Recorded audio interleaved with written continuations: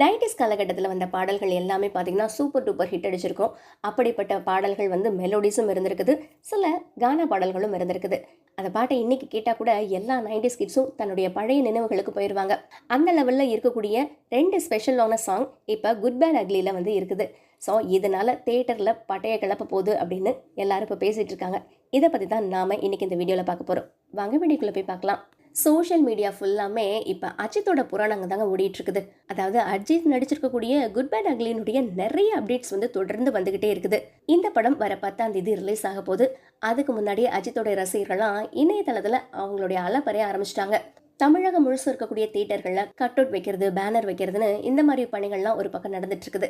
அதே போல ட்விட்டர் ஹேஷ்டேக்லலாம் இந்த படம் சூப்பர் டூப்பர் ஹிட் அப்படின்னு எல்லா ரசிகர்களும் தெரிவிக்க விட்டுட்டு இருக்காங்க.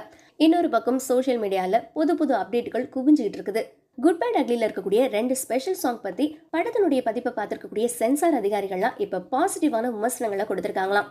அதே போல் 2 மணி நேரம் 18 நிமிஷம் இந்த படத்தினுடைய ரன்னிங் டைம் இருக்கும் அப்படின்ற ஒரு தகவலும் கசிஞ்சிருக்குது. இந்த நிலையில் படத்தில் இருக்கக்கூடிய அந்த 2 ஸ்பெஷலான பாடல் பற்றிய செய்தியும் வந்திருக்குது.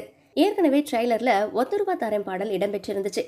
அந்த பாடல் அஜித்துடைய சண்டை காட்சிக்கு பயன்படுத்தப்பட்டிருக்கிறதாவும், ஏற்கனவே ஆதிக் வந்து மார்க் ஆண்டனி படத்தில் இதே போல அந்த பஞ்சுமிட்டாய் செல்லக்கட்டி பாடலை பயன்படுத்தி இருந்தாரு. அதே போலதான் குட் பேட் அக்லிலேயும் இன்னொரு விண்டேஜ் பாடலும் இருக்குதான்.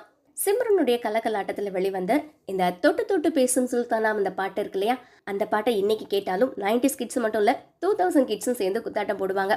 அந்த பாட்டை தான் ஆதிக் அவர்கள் இப்ப தேர்ந்தெடுத்திருக்காரு. ஆனா இந்த பாட்டு அஜித்துக்கு கிடையாதாங்க. அர்ஜுன் தாஸும் பிரியா வாரியரும் இவங்க 2 பேரும் சேர்ந்து ஆடக்கூடிய ஒரு ரொமான்டிக் சாங்கா தான் இந்த பாட்டு வந்திருக்கிறதா செய்தி வந்திருக்குது. படம் வெளியானா இதுதான் இன்ஸ்டா ரிலீஸா களகட்டும் அப்படின்னு இப்பவே சொல்லிடலாம். அந்த அளவுக்கு பழைய பாடல்களுக்கு தான் இப்ப மவுசே இருக்குது.